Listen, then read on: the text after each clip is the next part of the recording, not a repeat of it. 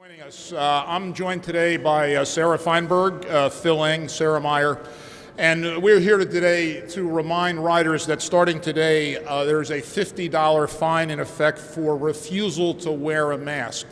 To be clear, this is not about revenue, and we have no interest in issuing fines or summonses. This is about public health. Public health experts agree that the single most important thing that one can do on public transit is to wear a mask. It protects the wearer, it protects fellow commuters, and it protects our employees. Wearing a mask is not optional. It is mandatory under state law as a result of an executive order that Governor Cuomo issued some months ago. This morning I rode the E-train from Jamaica, changed at Roosevelt Avenue for the 7 and changed again to get onto the 4-5 at Grand Central Terminal. I was with a couple of colleagues. We easily distributed 100 masks and must have seen 1,000 commuters on platforms. Oh, and we also distributed at the Long Island Railroad with Phil Eng, who's with us this morning. We saw in that couple of hours we were riding this morning on the Long Island Railroad E7 and 4, one person without a mask. We gave that person mask. That person put the mask on. We also gave out hundreds of additional masks to people who wanted to put one in their wallet or purse. All good. We're doing everything we can and spending a lot of money to disinfect, not clean, but disinfect subway stations, subway cars, Long Island Railroad, Metro North cars and stations, accessorized vehicles, etc. That's a costly endeavor. We're going to continue doing it. 70% of customers surveyed say they've never seen subway stations like this one or subway cars as clean as they are. That's a good thing. As I mentioned, wearing a mask is mandated by state law thanks to the governor's executive order. The MTA police, NYPD, and bridge and tunnel officers will be making sure that customers who refuse to wear a mask follow the law. We're also today really proud to launch a new campaign. There are a couple of examples to my right and left that Sarah Meyer will talk a little bit more about. That campaign meant to encourage compliance called State of Respect, which complements our sustained and robust public education campaign on the importance of masks and following public health guidance. These are 12 new posters that are going to be on display throughout the transit system and on a billboard in Ridgewood, Queens. Finally, there's no reason not to wear a mask. In case you forget one at home, MTA has made available to our customers 4 million masks thanks to contributions by the state of New York and the city of New York, and they've been distributed on the commuter rails, subways, and buses. They're also available from station agents and other MTA personnel. And with that, I'll turn it over to my colleague, New York City Transit President Sarah Feinberg. Thanks, Pat. Good to see all of you. So just a couple things about how this will work. First, as many of you know, we have many rules and regulations in the transit system. Don't smoke, don't litter, don't drink, all of the rules and regulations you're familiar with. This is just another one. It gives us another tool in our toolbox. As Pat said, we're not looking to fine people. We're not looking for the police to fine people. What we're looking for is compliance. And we are doing everything we possibly can to make sure that we're making it as easy as possible for you to wear a mask, and if you don't have a mask, to have a mask, to get a mask, to wear a mask. So all of our station booths have masks. We have mask dispensers on buses. All of our police and the NYPD have extra masks if you need one. So our point is to make sure that we can get as close to 100% compliance as we possibly can. This is another tool in our toolbox to do so. You know, as we've said, we see really good compliance already, consistently in the 90s, in the mid to high 90s on buses, and the 90s around in subways, and we just want to get it a little bit higher. We want to get it as high as we can possibly go. With that, I'll turn it over to Phil Eng, who can talk to us about the commuter rails.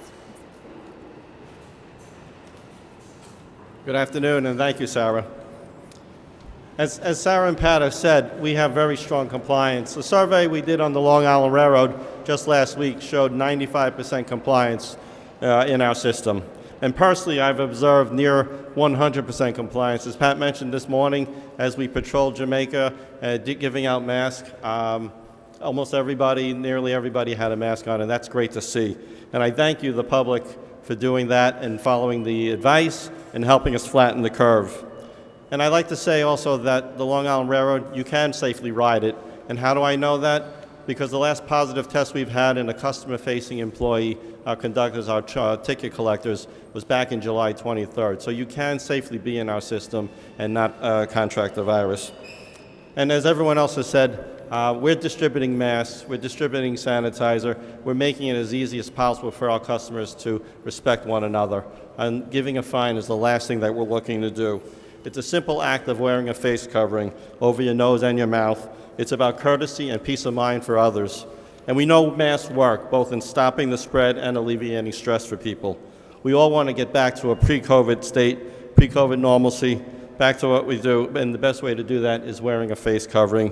Avoid touching your nose, your eyes, your mouth. Use hand sanitizer and washing your hands. All of that is working. And I'm proud of the heroic Long Island Railroad workforce for getting us to this point. All of our riders as well who have stepped up supporting one another by doing the right thing, both in the railroad system and in their personal lives. And our station ambassadors, ticket clerks, and Long Island Railroad managers will continue distributing masks, including myself. If you need a mask, need a spare, and you see a railroad employee wearing a pin that says need a mask, just ask, we'll give you one. And we all need to stay vigilant. The light is getting brighter as we can see the end of the tunnel, but we all need to just keep moving forward together. Thank you very much. And I'll pass it on to Sarah Meyer.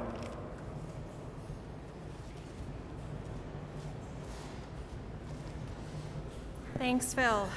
So I want to thank the hundreds of volunteers who are out in the 5 boroughs today handing out masks. Also wanted to thank elected officials, community board members, and outside volunteers. It's really amazing what New York can do when we come together. If you have any interest in joining the Mask Force, our next date is Thursday. I want you to feel free to contact us. You can reach us on Facebook, Twitter, or on our website at www.mta.info/contact-us, and please sign up. The concept of the Mask Force is simple. It's New Yorkers helping New Yorkers stay healthy. So far, we've given away 3 million masks to riders on trains, buses, and at station booths. We're also thrilled to showcase our new campaign that was donated by the design agency Conquistadors, who collaborated with artists from around the world. Creators include New York's own Hisham Akira Buchara, Tom Brolga, and Monique Amy, along with others from Rotterdam, Buenos Aires, and Mexico City. We hope that it encourages and reminds New Yorkers to wear a mask. It's so important. Thank you. Happy to take questions.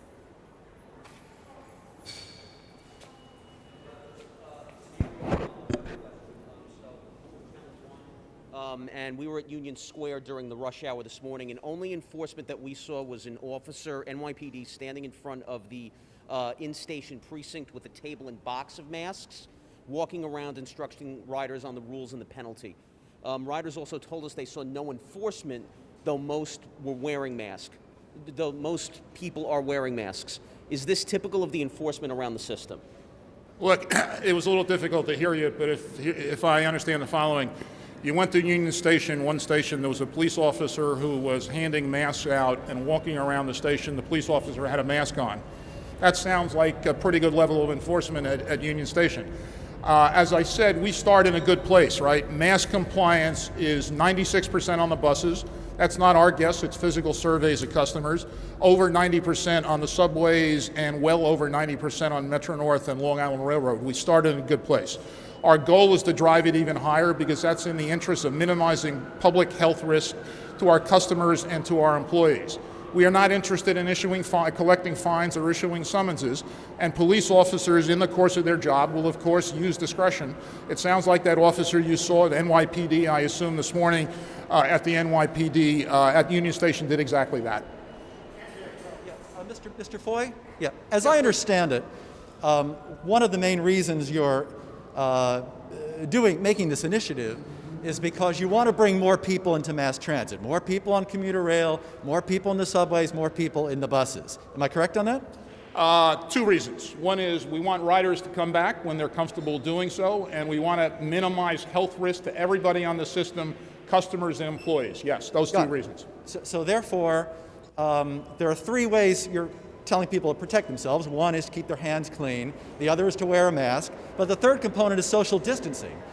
What are you going to do if your program is successful and you get a whole bunch of people coming into the subways and the buses and the commuter rail lines?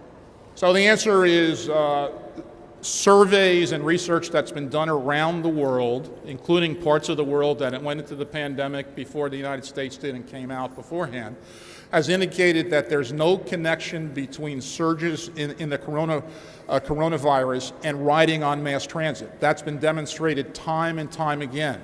We believe that if our customers continue to wear masks at the levels that they're currently wearing, and we have the ability to drive it further, which is one of the goals of the $50 fine for refusing to wear the mask, we will further minimize the risk to our customers and our employees. That's what this is all about. So social distancing is not really a factor as far as you're concerned? So, social distancing will be, we've never guaranteed social distancing, right? And no mass transit system around the country or around the world has done that. The most important thing, all the researchers and public health officials agree, is to wear a mask. It's about masks. Please. Yep. You go. Pat, the NYPD has been pretty notorious around the city for not wearing masks. There's a whole Twitter account devoted to finding cops not doing this. Have you spoken with Dermot Shea, remind him to remind his police officers to mask up? And We've spoken with the leadership of both police departments, including the MTA Police Department and the Bridge and Tunnel officers. They're very focused on it. But are you worried that that makes them not the best partner to enforce this because of the fact that people can? There was an officer not wearing a mask when I was coming down here. I didn't There was an realize- officer right in front of the train station not wearing a mask as I came down here. I mean, Look, I'm not going to comment on police officers I haven't seen, but police officers are wearing masks. That message has been communicated to the leadership and will remain focused on it. Please. I'm just curious, how did we get to the $50 amount fine? And for those New Yorkers who are already having a hard time in this economy right now, they're saying, hey, this is another added fee that we have to pay the MTA when they're not comfortable with the service. What's your response? So respectfully, I couldn't disagree more.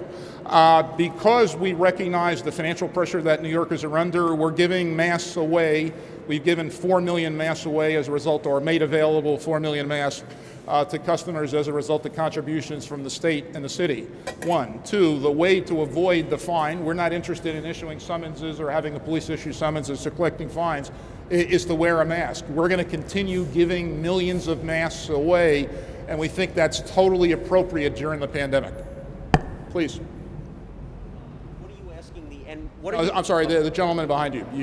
You had one. Mr. Foyt, can you clarify? I know you don't want to issue summonses, but the $50 fine is for refusal. So is there an interaction first? Is there a warning first? Or will officers walk up to people who aren't wearing masks and just issue summonses? Can you clarify what refusal Yeah, look, means? I think in many cases the first action will be, here's a mask, put it on, no fine, no summons. We're going to continue distributing to our customers millions of masks. We think it's the right thing to do, and it will minimize public health risk. Please. Hey, just to confirm, I spoke with the NYPD on Friday, and they said in May they were told not to issue summonses for not wearing a mask. I asked them point blank, are you going to enforce the MTA's order, the governor's executive order issued today?